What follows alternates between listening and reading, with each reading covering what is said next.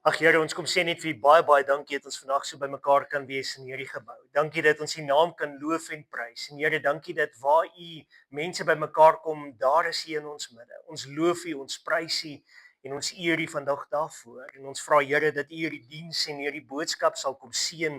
En Here, dat U dit ook sal gebruik in elkeen se harte en dat U ons elkeen sal kom aanraak in Jesus se wonderlike en heilige naam. Amen. Ek het so tyd gelede, ek kan nie eens onthou nie, ek doen so baie begrafnisse hier die laaste paar maande dat dit amper nie meer kop hou van hoeveel hou doen en waaroor ons preek nie, maar ek onthou een spesifieke een wat ek by was en hulle het 'n liedjie gevra om te speel en die liedjie het hierdie groot vraag gevra van hoekom moet God jou in sy koninkryk toelaat? En ek het hom vir die gemeentegroep ook al gestuur hierdie lied en ek gaan aan die einde van die boodskap hom weer vir jou speel, maar hierdie vraag is 'n ding wat ek dink regtig gevra moet word. Hoekom moet jy in God se koninkryk toegelaat word? Hoekom moet God vir jou sê kom in? Hoekom moet God jou celebrate? Hoekom moet God sê jy die geloof behou, jy die wedstryd volëindig en jy het klaar gemaak en hoekom moet hy vir jou sê aan die einde van jou lewe wel gedaan my kind? Hoekom moet hy jou toelaat in sy koninkryk? En ek dink dis iets wat bitter min gevra word vandag in kerke. Ek dink dis iets wat bitter min bespreek word en ek dink dat baie van ons het verskillende antwoorde. Party gaan dalk sê, ag Here, ek was 'n goeie mens gewees. Ander gaan dalk sê, Here, ek het altyd my tiende gegee. Here, ek was getrou by die kerk gewees. Here, ek het sonnaarskool gegee. Here, ek het 'n verskil gemaak en dis hoekom ek in die koninkryk van God kan inkom of hoekom ek in die koninkryk van God moet bewees.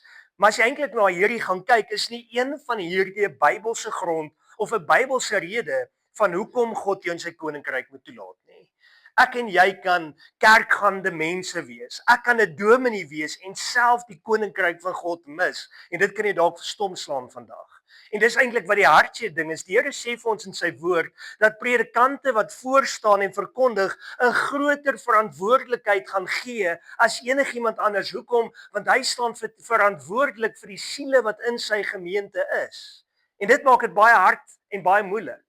Nou kan jy jou indink, 'n predikant het nooit die Here in sy hart ingenooi nie. 'n Predikant het nooit 'n verhouding met die Here aangeknoop nie. 'n Predikant wat nooit gesê het, Here, U moet in my lewe heerskappy vat nie. En nooit sy sonde bely het nie, maar hy het voor gemeente gestaan, Sondag na Sondag na Sondag, vir hulle gepreek en vir hulle gesê, all roads leads to Rome. En vir eintlik gesê, weet jy wat, jy kan maklik in die koninkryk van God kom en niks van woordigheid of niks eintlik insiggewend gaan sê van wedergeboorte nie. En op die einde van die dag kom die Here en hy kom haal almal en elkeen van ons moet voor die regterstoel gaan staan en daai hele gemeente staan daar en hulle wys vinger na daai dominee toe en hulle sê vir hom, "Hoekom het jy nie vir ons die waarheid gepreek nie? Hoekom het jy ons nooit gesê ons moet ons hart vir die Here gee nie? Hoekom het jy ons nooit geleer van die kruis van Jesus Christus nie?" Dit moet iets verskriklik wees. En dis die realiteit wat ons vandag in leef, dat daar so baie mense is wat op 'n plek gekom het wat hulle nie meer leer van die kruis nie, nie meer leer van wedergeboorte nie meer leer van vervulling met die Heilige Gees nie meer leer van die kernwaardes van die kerk van Nasareëner as 'n Wesleyaanse teologie nie. En dit maak dit eintlik skrikwekkend. Ek sit op die board of credentials met onderhoude wat ons voer en dan sit ouens wat uit gemeentes van die kerk uitkom en dat ons met hulle praat en vra ons vir hulle wat is heiligmaking en dan kan hulle jou nie eens meer antwoord nie. Dan sê ons vir hulle word wedergeboorte gepreek van julle kerk se kansels af en dan kan ouens ons nie antwoord nie. Ek lees in hierdie week 'n artikel en dit het my stom geslaan. 'n Predikant wat vir 30 jaar lank bedien het, hy het uitgestap buite toe en toe hy by die deur kom iemand na hom toe gestap en sê vir hom, "Dominee, wat is die verskil tussen 'n regverdige lewe en heiligmaking?" En die predikant het hom geskok gekyk en vir hom gesê, "Ek sal terugkom na jou toe met 'n antwoord." Sy vrou was om die hoekie en sy het daar gesit en by haarself gewonder, "Sjoe, ek kan self nie aan 'n antwoord dink nie." En dit het my nog meer stom geslaan. Hoe kan jy in 30 jaar se bediening nie vir iemand kan verduidelik wat is die verskil tussen wedergebore, 'n regverdige lewe, iemand wat geregtigheid gesmaak het en vrygekoop is deur die bloed van Jesus en iemand wat die krag van God gekry het en sy lewe oorgegee het en elke deel van sy lewe vir hom gegee het om heilig te kan leef nie. Hoe kan hy dit nie verduidelik vir iemand nie? En ek is stom geslaan gewees en in hierdie gedeelte skryf hulle in die artikel verder dat die vrou in 'n winkel in Koenboeks of een of ander winkel gaan staan en terwyl sy in hierdie boekwinkel staan is sy besig om deur boeke te gaan soek want sy en 'n man soek antwoorde en daar kom 'n vroutjie ingestap en iemand vra vir haar presies dieselfde vraag en sy gee vir hulle net so 'n antwoord. En sy is geskok en sy draai om en sy gaan na haar toe en sê vir haar, "Hoe weet jy wat is hierdie antwoord?" En dat hierdie vrou vir haar sê, "Maar dis eintlik so eenvoudig. Dis so eenvoudig. Wedergeboorte is waar jy God innooi in jou lewe in. Heiligmaking sê vir hom, Here, neem beheer oor alles van my lewe." Met ander woorde, het jy al jou huis se sleutels, elke kas, elke laai, elke kamer vir hom gegee om in te kom? Het jy al alles vir hom oopgesluit en vir hom gesê, hier is dit, neem beheer oor my lewe? Dis die groot verskil wat daar is en mense ken dit nie. Mense is stom geslaan as hulle hierdie vraag gevra word en dit laat my nog meer wonder as mense nie eens meer regverdigmaking, wedergeboorte en heiligmaking kan verkondig van die kerk se kansel af nie. Is daar soveel mense wat worstel met hierdie einste vraag en sê ek is nie gereed om dood te gaan nie want ek weet nie waar ek gaan eindig nie. En dit maak mense bang. Dit maak mense bekommerd. En as mense daarvoor moet gaan staan en gaan sê, maar ek was 'n goeie mens gewees, ek het goeie dade gedoen, ek het 'n goeie verskil in iemand se lewe gemaak. Ek was elke Sondag na Sondag in die kerk en sê ek vir jou, dis nie wat die Bybel van jou verwag nie. Dis nie wat God van jou verwag nie. Dis nie wat vir jou werklik in die koninkryk van God gaan kom nie. Jy kan al die geld in die wêreld gehad het, jy kon dit gegee het vir die Here, maar as jy nie wedergebore is, jy gaan nie die koninkryk van God sien nie. Johannes 3 vers 3 sê dit vir ons baie duidelik. Voorwaar, ek sê vir jou, as iemand nie weer gebore word nie, kan hy die koninkryk van God nie sien nie. 3 vers 5 sê, kan jy in die koninkryk van God nie ingaan nie. Jy moet weer gebore word. Daar moet iets plaasvind in jou lewe. Die antwoord vir hierdie vraag, en ek vra om verskoning dat ek die PowerPoint nie gebruik nie, want ek het totaal wegbeweeg al van my notas wat ek gemaak het af, want dit lê nie baie sterk op my hart om meer aanslag te kom gee. So vergewe my, julle het 'n rofweg 'n notaatjie gekry, dis welkom dit deur te gaan lees. Maar die groot antwoord op hierdie vraag word vir ons in Efesiërs gegee, waar die Here vir ons sê, deur genade alleen word jy gered, nie deur die werke nie. So met ander woorde, hy kom baie duidelik en hy maak 'n komstelling hier vir my en jou in die woord van God wat hy vir jou en my kom leer en kom sê, dat maak nie saak wat ek en jy doen nie, maak nie saak wat ons is nie, maak nie saak wat se titel jy het nie, as jy die genade van God nie gesmaak het nie en dit nie deelagtig geword het nie, kan jy nie in die koninkryk van God ingaan nie. En dis harde woorde, maar dis wat die woord van God vir ons sê. En wat dit vir my nog meer kommerwekkend maak, is uit al hierdie begrafnisse uit. Ek het seker so 'n pak begrafnisblaadjies al daar bo in die kantoor van begrafnisse wat ek gedoen het in Vanderbijlpark. Toe ek in Potchefstroom was, het ek vir 5 jaar daai gemeente bedien en ek het een keer in 5 jaar 'n begrafnis gehad. En ek het gedink, Here, dis great, dis fantasties. Ek hoef nooit met die dood te werk nie.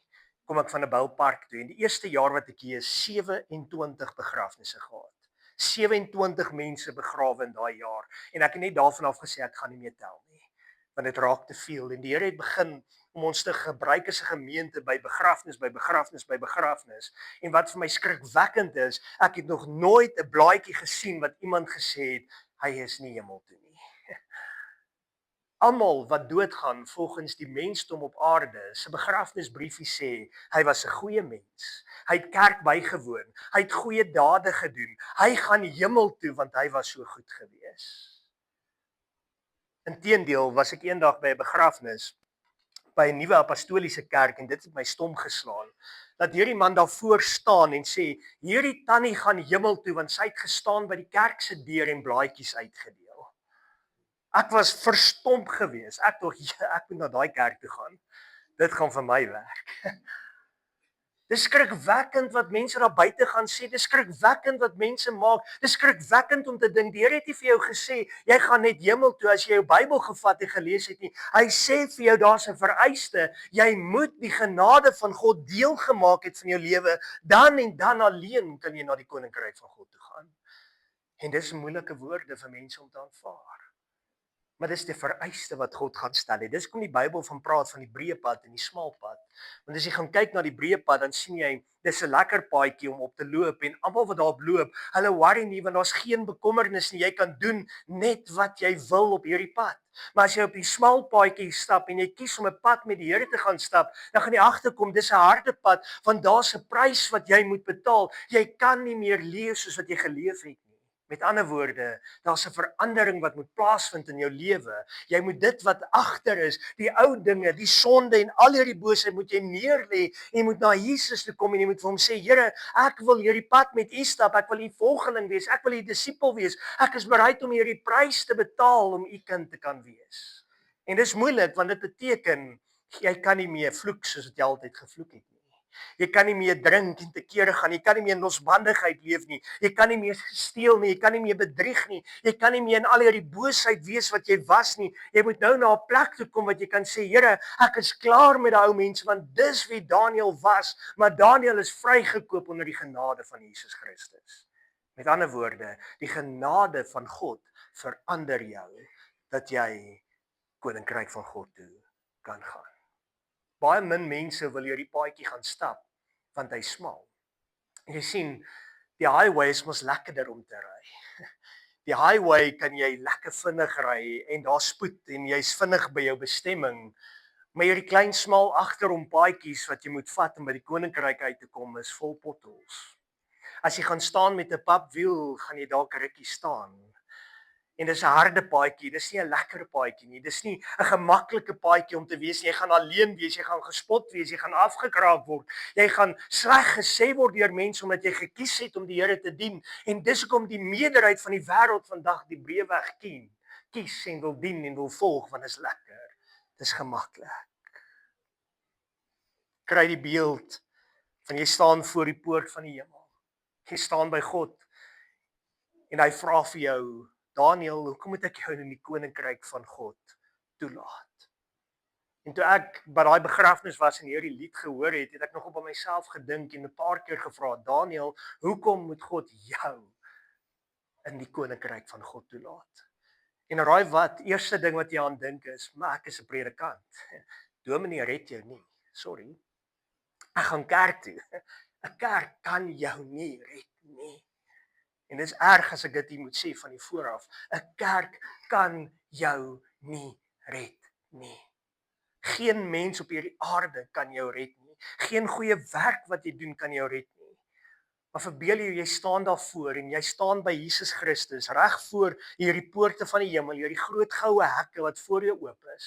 En jy staan daar en jy haal nie 'n lys uit van elke goeie werk wat jy gedoen het nie. Jy haal nie 'n kerk se lidmaatskap sertifikaat uit nie. Jy haal nie mylpaal 1 tot 5 sertifikate uit nie. Jy haal nie jou doopsertifikaat uit nie. Jy haal net uit en sê ek kan hemel toe gaan want Jesus Christus het vir my aan die kruis gesterf.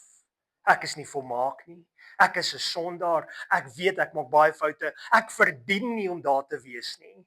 Maar die genade van God het aan die kruis vir my gevloei en die Here se woord was, dit is volbring. Daarom kan ek by die hemel ingaan. Nie omdat ek dit verdien nie, maar net deur sy genade. En dit is baie moeilik want baie mense sukkel om daai net te aanvaar want jy sien, genade is iets wat ek en jy nie kan koop nie. Genade is iets wat ons nie verdien nie. Genade is iets wat jy gee wat 'n onverdiende guns is van God af. Dis so goed soos jy staan in die hof. Hulle is besig om jou te oordeel. Hulle is besig om 'n hamertjie te vat en hulle wil hom slaan en hulle wil vir jou sê, weet jy wat, jy's skuldig, jy gaan lewenslank gevonnis word. En jy staan daar en jy wag net vir daai hamer om te val. En net voor hy val, wat gebeur? Hier kom 'n wild vreemdeling wat jy nog nooit gesien het nie en hy stop en hy sê, ek sal sy prys betaal want dis presies wat Jesus gedoen het. Hy het vir jou en my aan daai kruis kom sterf, vir jou en my daai prys van sonde kom betaal. Dis hoekom ek en jy in die koninkryk van God kan wees. In hierdie week doen ek weer begrafnis. Ek dink ek het 4 die week gedoen. Maar hierdie een het my geruk. 31 jaar oud is hierdie jong man. Daar was 'n saak wat hulle ondersoek het en wat hulle hom op een of ander wyse gelink het aan 'n moord wat gepleeg is en die polisie het gekom om te ondervra en hy het letterlik gegaan, in sy kar geklim, 31 jaar oud, sy wapen gevat, hom oorlaai en homself geskiet. Is dit so erg dat jy nie eens genade by God kan vind nie? Is die lewe so erg dat ons nie eens meer op 'n plek kan kom om God te gaan soek, om te vra vir hulp nie? Is dit so erg dat ons nie eens meer die oorwinning by die Here kan kry nie? Die Here se genade is so groot. En hy kom na jou en my toe en sê, hy gee nie om wat in ons verlede is nie. Hy gee nie om wat se sondes daar was nie. Hy sê vir ons soveel keer in sy woord, my genade is vir jou genoeg. Dis al wat ek en jy nodig het. Dis die genade van God. Genade van God. John Wesley, waar die kerk van Nasareëner eintlik ontstaan as 'n Wesleyaanse teologie, het gesê sonde is 'n doelbewusting van 'n bekende oortreding van 'n wet van God, of is doelbewuste oortreding van 'n bekende wet van God. En as jy eintlik na dit kyk, dan maak hy die stelling om te sê, as jy doelbewus sondig, verdien jy nie die genade nie. En hier's die groot vraag, wie van ons sondig nie op 'n daaglikse basis nie? Wie van ons het nie maklik wat dit is wat jy leuen vertel, wat gou hier 'n kort dentjie wegsteek, wat gou daar bedrog invul of daar iets doen of daai iets en eintlik die letterlike feite bly staan is, as jy 'n mens is jy 'n sondaar. En as jy sê daar's geen sonde in jou nie, maak jy hom tot 'n leienaar. Dis die realiteit wat die woord vir ons sê in Johannes. John Wesley het gesê daar's 3 dinge wat ons na moet kyk en dis ongetwyfeld. Hy sê nommer 1, genade red jou. Genade red jou. Nommer 2, die geloof wat jy het is deur die genade van God. Geloof in Hebreërs 11 vers 1 sê, geloof is 'n vaste vertrou in die dinge wat ons hoop, 'n bewys van die dinge wat ek en jy nie kan sien nie. Met ander woorde, die Here kom en hy kom sê vir ons, hy kom gee vir jou die vermoë om te kan glo. Hy gee vir jou daai saad om te kan glo. Hy gee vir jou die genade en die geloof om jou lewe te verander. En dan sê John Wesley, kom die derde ding, die geloof werk deur die genade en dit bring jou by heiligheid. Heiligmaking, 'n lewe wat anders is. Jy sien, dis hoekom dit vir my altyd so mind-blowing is as mense vandag gevra word, wie's almal kinders van God, dan steek die meerderheid in ons land hulle hande op. Maar as jy eintlik gaan vra, maar wie leef anders as wat hulle voorheen geleef het, kyk mense jou aan asof jy mal is. As jy vandag vra wat is die verskil tussen 'n Christen en 'n disipel, kyk hulle jou aan asof jy dom is, want hulle verstaan nie dat die meerderheid kan sê ek glo, maar om te glo alleen gaan jou nie red nie. Om geloof in aksie te sit en te sê ek glo in die kruis van Jesus en ek bely my sondes, dit red jou. So as ek en jy na dit gaan kyk, dan sien ons eintlik dat die Here praat baie in sy woord oor vrugte. En daar's 'n baie keer 'n vraag rondom dit en as jy eintlik na dit gaan kyk, word die klem daarop geplaas soveel keer wat hy vir jou en my kom uitroep en sê, hoekom? Want vrugte speel 'n geweldige groot rol in 'n lewe wat verander is. Kyk gou hierna. Matteus hoofstuk 7 vers 13. Hy praat hier van die noupoort, hy praat van die breë pad en al hierdie goeie. Luister net gou hierna. Gaan in deur die noupoort, want breed is die poort en wyd is die pad wat na die verderf lei en daar is baie wat daarheen gaan. Dit is dan nou genoem net van hierdie hoofpad, hierdie highway, hierdie breë pad wat baie is wat soontoe gaan. Dan kom hy en hy sê verder, want die poort is nou en die pad is smal wat na die lewe lei en daar is min wat dit vind. Hierdie is skrikwekkend. Hoeveel van die mense wat ons dan eintlik voor almal se blaadjies hier opsit in die kerk en sê hierdie was 'n goeie mens, hoeveel van hulle gaan werklik hemel toe? Die woord sê min het dit gevind. Maar hier's die groot geheim. Maar pas op vir die valse profete wat in skaapskere na julle kom en van binne roofsigtige wolwe is. Aan hulle vrugte sal julle hulle ken. Hier kom die vrugte. Luister mooi. 'n Mens pluk tog nie druiwe van dorings of vye van ditsels nie. Jy kan nie gaan en sê, kom ons gaan kyk of hierdie perskeboom druiwe het nie. Dit is onmoontlik. So dra elke goeie boom goeie vrugte, maar 'n slegte boom dra slegte vrugte. En 'n goeie boom kan geen slegte vrugte dra nie, en 'n slegte boom ook geen goeie vrugte nie. Met ander woorde, as jy wedergebore is, wat gebeur? Jy gaan gekenmerk word aan die vrugte wat jy dra. Voor die tyd was jy gekenmerk aan slegte vrugte. Mense het gelag en gesê, daai ou is 'n lekker ou, jy kan lekker saam met hom kuier. But guess what, om te kuier gaan jy nie in die hemel bring nie. Maar om 'n veranderde, wedergebore kind van God te word, is wat jy in die hemel bring. En dan gaan daar nuwe vrugte, vriendelikheid, sagmoedigheid, blydskap, al die vrugte van die Gees sigbaar word in jou lewe. Vers 19. Elke boom wat nie goeie vrug dra nie, word uitgekap en in die vuur gegooi. Hierdie is 'n beeldspraak wat die Here hier kom gee om vir ons te sê, as jy 'n vrugteboom is, en eintlik vergelyk hy nou elke mens met 'n vrugteboom, en sê as jy nie goeie vrugte dra nie, wat is die eindbestemming van daai boom? Vuur. Dis die hel. Nie 'n goeie plek nie. Maar vers 20, so sal julle dan aan hul vrugte ken. Ken God jou aan jou vrugte? Ken mense jou aan jou vrugte? Kan hulle sê dis 'n man van sy woord daai? Kan hulle sê dis 'n vrou van integriteit daai? Kan hulle sê dis mense wat werklik leef volgens die woord van God? Vereis hy moet leef. Wat is die vrugte wat jy dra? Jy sien 'n appelboom is nie 'n appelboom omdat hy appels dra nie. Of 'n lemoenboom nie. Hy word nie geken deur die vrugte wat hy dra nie. Die boom is die boom en daarom bring hy daai vrugte uit. Daarom dra hy daai vrugte en dis wat so belangrik is. Jy is die kind van God en jy sal gekenmerk word aan die vrugte wat jy dra. Met ander woorde, dit wat die hart van vol is wat die mond oorloop. Wat kom uit jou mond uit? Waarvan getuig jy? Waarvan spreek jy? Waarvan getuig jou lewe teenoor ander mense? Hier kom die harde woord, vers 21. Nie elkeen wat vir my sê, Here, Here, sal ingaan in die koninkryk van die hemel nie, maar hy wat die wil doen van my Vader wat in die hemele is. Hoeveel mense ken God? Die woord sê vir ons, die duiwel en die gevalle engele, die demone, hulle ken God, hulle glo self en hulle sidder, maar hulle doen nie die wil van die Vader nie. Daar's geen genade vir hulle nie. Maar ek en jy het genade.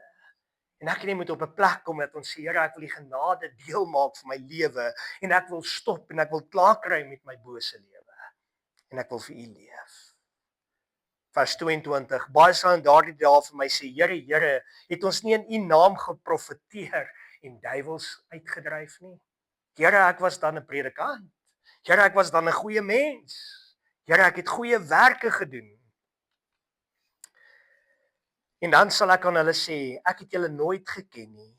Gaan weg van my, julle wat die ongeregtigheid liefhet. Sjoe. Is dit nie 'n harde woord nie? Maar dis wat die woord van God vir ons kom skryf. Dis nie wat ek sê nie. Dis werklik wat die woord van God vir jou en my in duidelikheid hier kom openbaar om te kan sê dat ek en jy sal gekenmerk word aan die vrugte wat ons dra. Nou gaan baie keer mense vir my sê, maar Dominee, hoe kan ek dan weet dat ek wedergebore is? Hoe kan ek dan weet dat ek gered is? Hoe kan ek dan weet dat ek 'n kind van God is? Want ek bly mens, ek maak foute, ek sê verkeerde goede, ek doen nog verkeerde dade want dit is menslik en ons weet dat niemand van ons hier op aarde volmaak gaan wees nie. Maar hier kom die groot geheim. Romeine 8 vers 16 sê vir ons so duidelik, want sy Gees getuig saam met jou gees dat jy wat? 'n kind van God is. Met ander woorde, daar's 'n wete wat binne in jou brand wat vir jou oortuig jy's 'n kind van God. Daar's 'n oortuiging wat in jou hart is wat vir jou duidelik elke oomblik kom openbaar en elke oomblik as jy 'n verkeerde pad stap, wat doen daai Gees van God binne in jou? Hy sê vir jou, Daniël, pas op. Daniël, moenie dit doen nie. Daniël, jy gaan droog maak. Daniël, bly weg van dit af. Die Gees van God wat in jou getuig. Die oomblik as ek en jy daai getuienis begine dooddruk en die stem van die Here wil begine stil maak, dis wanneer ek en jy moet bekommer wees. Maar die oomblik as ek en jy nog daai gut feeling het wat die hele tyd vir jou sê, moenie dit doen nie, moenie dit doen nie, bly weg, wees versigtig, wees waaksaam, dan moet jy weet dat dit God is wat met jou praat. God is nog daar by jou. Hy oortuig jou dat jy aan hom behoort. In die Bybel lees jy, ek dink Matteus 25 daar rond, lees jy van die 10 maagde. 5 van hulle se olielampe was vol gewees, 5 van hulle se olielampe was leeg. Hulle het almal geweet die bruidegom kom om hulle te kom haal. Hulle het almal gesit, hulle het almal geslaap. Hulle was almal in afwagting gewees en toe die bassein blaas, het hulle almal opgestaan en hulle het reggemaak en gesê, ons gaan om die bruidegom te ontmoet. En die 5 wat se nie gereed was nie, begin agterkom en hulle sê ons lampe is leeg, ons het nie genoeg olie nie. Ons gaan dit nie maak nie. En hulle sê vir die wat olie het, wat se lampe vol is, gee ons van julle olie. Gee ons van julle sodat ons genade kan kry en kan ingaan by die koninkryk van God. En hulle het gesê nee, ons het ons eie olie, gaan koop julle olie en dan gaan na die bruilof toe. En hierdie 5 het opgestaan. Hulle het olie gaan koop en hulle het laat by die bruilofsmaaltyd aangekom. Hulle kom klop by die deur en wat het gebeur by die deur? Die Here maak die deur vir hulle oop en hy sê vir hulle, gaan weg, ek het jou nooit geken nie. Dit moet seker die hardste woorde wees wat jy ooit in jou lewe kan hoor. Maar die realiteit is, die olie is 'n simbool van die Heilige Gees en die werking van sy Gees in ons lewe. 5 van hulle kon getuig het en sy lewe was gekenmerk aan die vrugte van die Gees en hoe God in hulle lewe 'n verskil gemaak het, maar 5 van hulle het nie die olie gehad nie. Met ander woorde, die werking van die Gees van God was nie in hulle lewe nie, want hulle het God nie geken nie. Hulle het nie tyd gemaak om te sê, hier is ek, neem my lewe, vergewe my nie. En daarom het daai 5 op 'n punt gekom wat hulle gesê het, Here, ek is nie gereed nie. En toe hulle daarbo kom, te sê die Here vir hulle, gaan weg. Ek ken jou nie. Dis 'n harde woord. Dis 'n moeilike woord, maar hieraan is dit baie duidelik sigbaar. Nommer 1, die Gees getuig saam met jou gees dat jy 'n kind van God is. Nommer 2, die Gees van God verander jou lewe totaal. Jy's anders. Jy's soos daai 5 wat die olie het, wat anders leef, wat gereed is, wat die Heilige Gees 'n inspraak in hulle lewe het. Met ander woorde, jy dra die vrug van God. Johannes sê dit vir ons baie duidelik. Hieraan sal julle gekenmerk word as kinders van God deur die liefde wat julle onder mekaar het. Is daar liefde in jou hart? Is daar selfbeheersing? Is daar vriendelikheid? Is daar sagmoedigheid? Of wat kom uit as jy in aanraking kom met ander mense? Die groot realiteit is dat as ons voor God moet staan, voor die koninkryk van God, verdien geen mens op hierdie aarde God se genade nie. Niemand nie. Nie die grootste evangelis nie. Nie eens Jimmy Swaggart nie. Nie geen persoon op hierdie aarde verdien dit om in die koninkryk van God te gaan nie. Maar God sê vir ons keer op keer, my genade is vir jou genoeg. Romeine 3 vers 23 sê vir ons baie duidelik, almal het gesondig en dit ontbreek hulle aan die heerlikheid van God. Elkeen van ons het sonde gedoen. Gaan kyk, jy kan 'n kind gaan toets. Sodra 'n kind kan begin om te klim teen 'n kas op en hy weet waar mamma die koekies bære of die sweets bære, gaan hy begin steel. En as hy gaan uitgevang word, dan gaan hy nog lieg vir jou ook daaroor. Dis in ons natuur om te lieg. Dis in ons natuur om sonde te doen. Dis in ons natuur om te gaan na die verkeerde dinge toe. Jy hoef geen kind te leer om dit te doen nie. Geen kind het nog ooit gegaan vir klas en eksamen gaan skryf hoe om te lieg vir jou ma nie. Nee, jy doen dit van natuur. Maar God kom en hy sê, ek wil daai natuur van jou wegvat. Ek wil daai bose uit jou uit wegvat en ek wil vir jou kom nuut maak. Dis waarin jy gekenmerk word as 'n kind van God. Hy verander jou lewe. As ek en jy dan voor die paadjie kom staan, dan gaan ek en jy van die natuur kies om te sê ek wil meer soos Jesus wees. Ek gee nie om wat mense vir my dink nie. Ek gee nie om wat mense vir my sê nie. Ek gee nie om wat se klip hulle na my kant toe gaan gooi nie. Ek gee nie om of ek alleen gaan sukkel om daai wiel te ruil met hierdie potholes nie. Ek gaan op hierdie paadjie stap. Hoekom? Want dis die pad wat Jesus vir my gekies het. Die harde pad. Maar met dit weet ek ook, sê die Here vir ons, dat hy jou nooit sal verlaat nie. Hy sal by jou staan. Hy sal saam met jou stap. Hy sal jou vertroos. Hy sal jou versterk. Hy sal jou krag gee. Jy is tot alles in staat deur Christus wat jou die krag gee. Filippense. Al wat ek en jy moet doen is sê, Here, ek wil die genade vat. En ek wil saam met die genade stap. Dis nie 'n maklike pad nie. Jy gaan versoek word. Jy gaan deur beproewings gaan. Jy gaan getoets word. En dis kom die Here vir ons sê in Jakobus, ag dit louter vreugde wanneer jy in allerlei beproewings kom, want dit bewerk lydsaamheid. Jou geloof gaan getoets word. En hier's 'n beeld wat ek wil hê jy moet onthou. Nommer 1, God getuig saam met jou. Nommer 2, jy dra die vrugte wat gaan pas. So jy word eintlik soos 'n boom. 'n Boom sal ons baie keer sien en dink hierdie boom is dood. Ek en hom Willie het al so gelag op 'n stadium as ons vir ons gesê hierdie boom hier voor die kerk is al baie jare dood, ons moet hom uithaal. En toe sê ek vir hom Willie, dis eintlik nogal vreeslik interessant. Maar van wanneer af het 'n boom wat dood is lewe? Want elke seisoen of elke somer dan sien jy hy's vol blare. En elke winter sien jy hy gooi blare af. Maar dis 'n dooie boom. Hier is die groot ding. 'n Boom word herken aan lewe deur die blare wat hy dra en die vrug wat hy dra. Jy word herken deur die vrug wat jy dra. Daar is lewe in jou. En solank daar lewe in jou is, het jy toegang tot die genade van Jesus Christus. Moenie wag tot dit te laat is nie. Dominee Abel Erasmus se seun was in 'n karongeluk gewees en hierdie kind het 'n harde paadjie gestap en tog het die Here hom begine voorberei want 'n week voor sy begrafnis het hy vir sy maale gesê my golfstel moet julle vir daai kind gee. My kar moet na daai een toe gaan. Dit moet soontoe gaan. Dan sê hulle vir hom, "Hoekom? Jy gaan nog leef, jy's jonk man, jy kan nie nou doodgaan nie. Wat gaan aan met jou?" "Nee man, en hierdie kind is dood." En sy pa sê sy grootste vraag was, het my kind die saligheid van die Here aanvaar? Het my kind op 'n plek gekom dat hy sy lewe vir God kom gee het? Het my kind sy sonde kom bely voor Jesus Christus?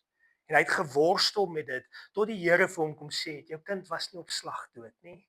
Tot die Here vir hom daai kalmte in sy hart kom gee het om te sê, daar was 'n paar sekondes wat jou kind in daai kar kon uitroep, wees my sondaar genadig.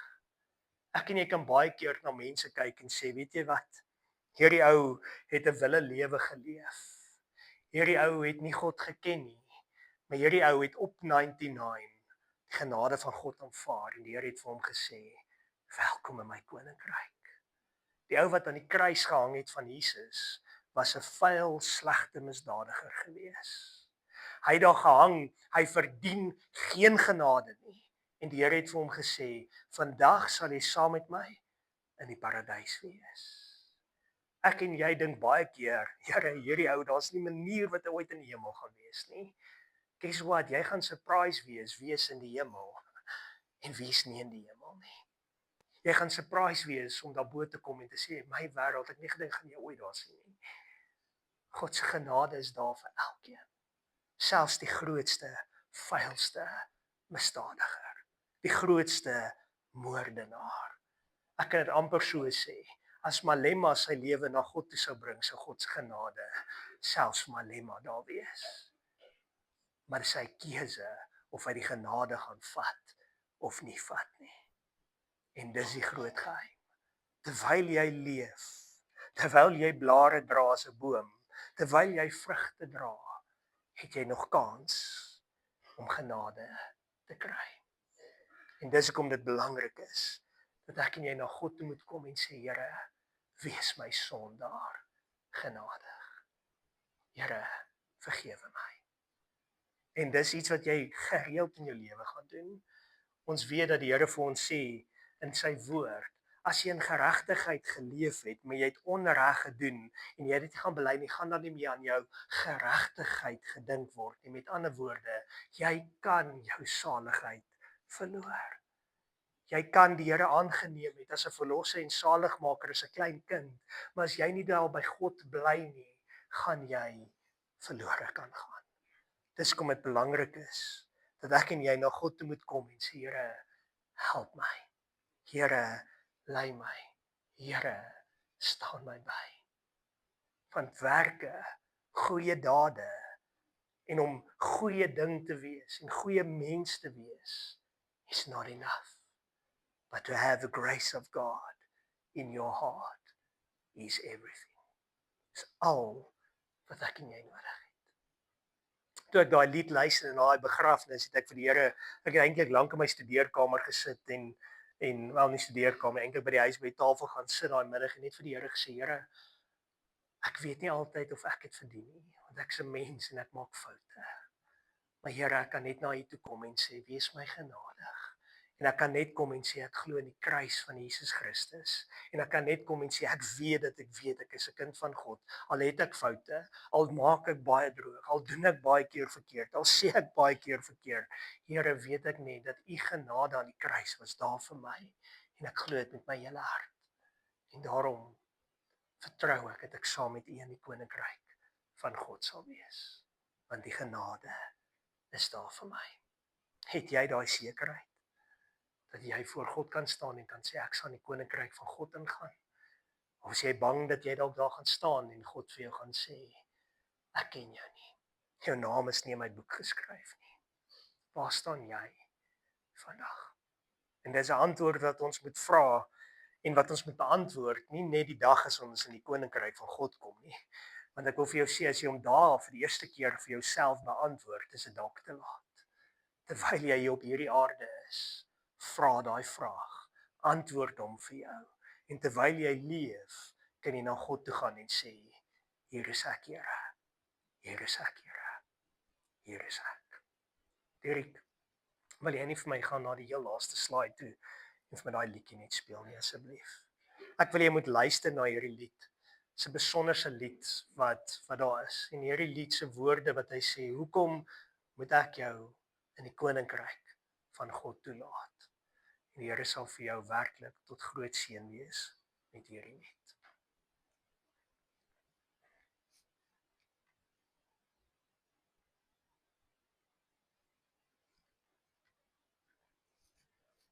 Jy het te ver gegaan. Ek som gou wat speel. Sy klank gaan iets.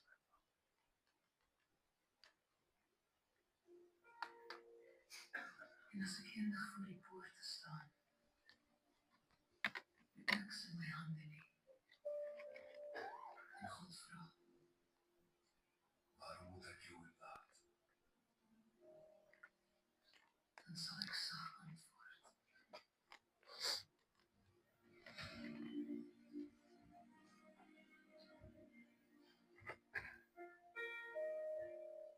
Ek sal nie praat van goeie werke, of hoeveel ek probeer het nie. Ek sal nie sê ek was volmaak nie, want ek ken elke fout in my. Ek sal nie wys na my gebeure, asof dit my verdienste is. Ek sal net kyk na Jesus Christus, my verlosser, my getuie, my rus. Want ek het niks om self te bring nie, geen kroon wat ek verdien. Die bloed van die lam wat gevloei het, die kruis, waar ek genade sien. Nie deur my nie, maar deur u seun. Nie deur my krag nie, maar deur genade alleen. As jy vra waarom ek mag inkom, sal my hart met teken sê, Jesus het vir my betaal, hy het my skuld weggeneem. Genade alleen. Jesus het betaal.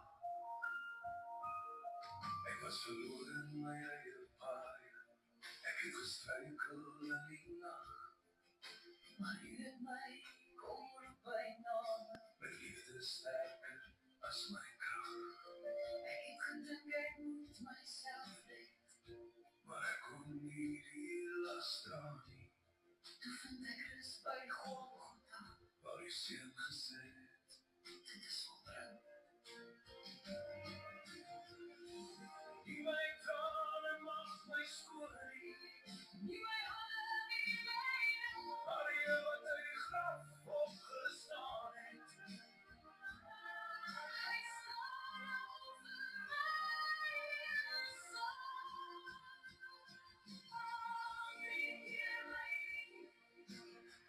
maar deur die seën, nie deur my krag nie, maar deur genade alleen.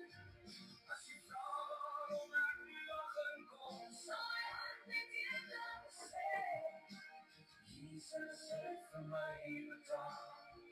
Hy het my skuld weggeneem. Ek sal sê, Vader, kyk na Jesus. Kyk na sy wonder. Kyk na sy bloed. Ek kom nie as iemand vaardig nie. Ek kom omdat hy goed is. Omdat hy goed is. En as die hemel stil raak en my lewe ook voor u lê, sal ek nie een verskoning bring nie. Net hierdie geloof bely. Ek het geglo in die seën. Ek het gevlug na die kruis. Ek het die water van die lewe ontvang. Nie gekoop nie. Net geneem uit genade. Nie deur my nie, maar deur die seën, maar deur die seën, nie deur my krag nie, maar deur genade alleen. As jy vra waarom ek mag inkom, sal hy self voor u sê, Jesus is my enigste antwoord. Hy het my skuld weggeneem. Jesus is my antwoord. Jesus is my light. Jesus is die deur. Na ewige heerlikheid. Nie deur my nie, nie deur my naam, nie deur my naam, net deur die lam van God, wat vir my opgestaan. So as jy vra, waar moet ek jou inlaat? Sal ek nie om in wie ek was nie. Ek sal net fluister. Vader, omdat ek aan Jesus behoort. Genade alleen. Deur Jesus alleen. Amen.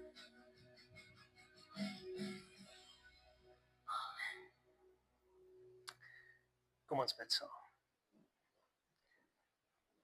Here, is so kosbaar om te weet, deur genade alleen, deur Jesus alleen, deur die kruis alleen, kan ons tot die hemel, tot inkeer kom. Daarom kom bid ek en vra, Here, dat elkeen wat nog nie na U toe gekom het nie, nog nie genade gevat het nie, dat hulle daai plek sal kom om te kan sê, hier is ek, Here. Here, ons weet dat daar is nêrens in die woord van God 'n sondaarsgebed nie, en dit is eintlik so eenvoudig. Ons kan net uitroep en sê, Here, wees my sondaar genadig, en die genade is daar. Daarom bid ek en vra, Here, dat elke persoon wat hierdie boodskap hoor, daai keuse sal maak om te sê, hier is ek. Ek gee my lewe, ek gee my alles vir U. Ek vra, Here, dat U ons elkeen sal seën, dat U ons sal behoed en bewaar deur hierdie week, en dat U ons sal versterk. En Here, dat ons met trotsheid kan sê, ek leef nie meer vir hierdie wêreld nie, maar ek leef vir Christus. Maak nie saak hoe eensaam die pad is nie, maak nie saak hoe hard hierdie pad is nie. Ek leef vir my verlosser en my saligmaker. Ons bid so vir elkeen wat deur hierdie stryd gaan. Ons dink so aan die mense wat geliefdes aan die dood afgestaan het, mense wat nog begrafnisse moet reël en beplan, en ons dink aan mense wat deur siektes en kwale en dinge stoei. Here, dankie dat ons kan weet dat U vir hulle in staat stel om hierdie pad te kan stap. En Here, ek dink so aan daai slang wat Moses opgehef het aan die kruis, en almal wat gekyk het, het gesond geword, en dat Johannes 3 sê, net soos wat Moses die slang verhef het, so moet die seun van die mens verhef word bo die mense, en dit is wat ons oorwinning bring. En net so elkeen wat glo, en elkeen wat kyk, en elkeen wat hom aanneem, sê die woord vir ons, sal gered word. Ons loof U daarvoor, ons prys U daarvoor, en ons eer U daarvoor vandag, in Jesus se wonderlike en heilige naam. Amen. Dankie, Andrei. Lei my, Here, lei my, Here, lei my na die